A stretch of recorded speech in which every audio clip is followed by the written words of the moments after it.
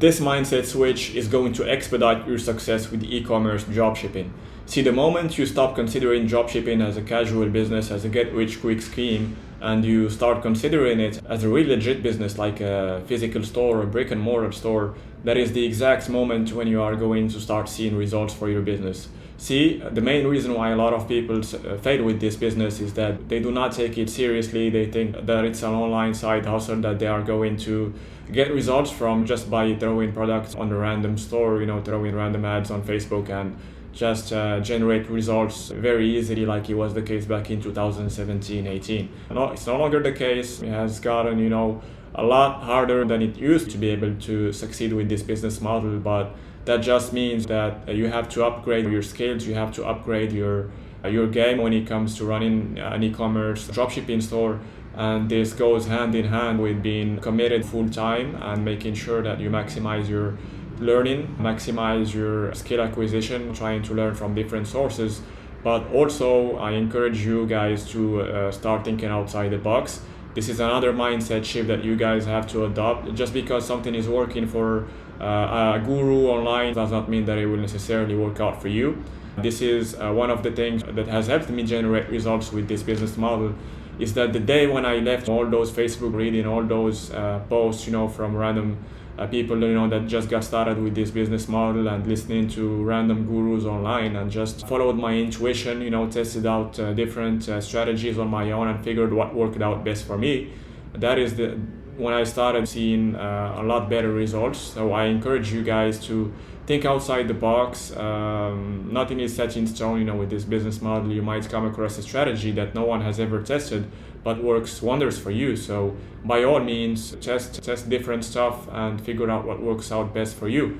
So with that said, dropshipping requires a lot of hard work. It requires a lot of commitment, discipline, and above all, perseverance, because this is really a numbers game. The more products you test, the more perseverant you are, regardless of how many failures you have come across along the way, the higher your chances of succeeding. Now, I know this sounds cliche, but it's the truth. It's what happened on the field. So back in 2018, when I first got started with dropshipping, what I used to do was just, testing random products I had no affinity with and just throwing them on Facebook, hoping that they would sell. Obviously, I would get some sales, here and there, but it was nothing life-changing, really.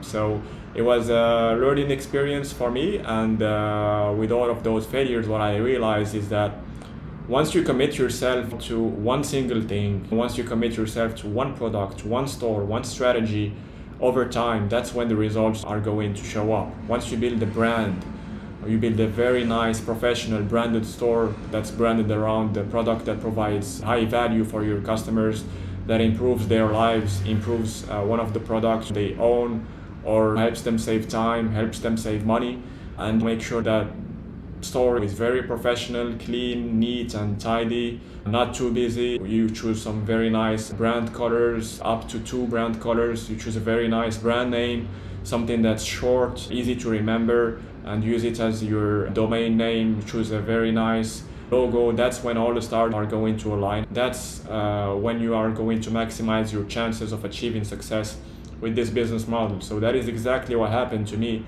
After all of those failures, which I was facing when I was dropshipping the wrong way, finally, when I thought about creating a brand and just focusing on that brand and that product for a long time, that is exactly when I started seeing some very good results. So when I took that decision, I was an advocate of slow and steady.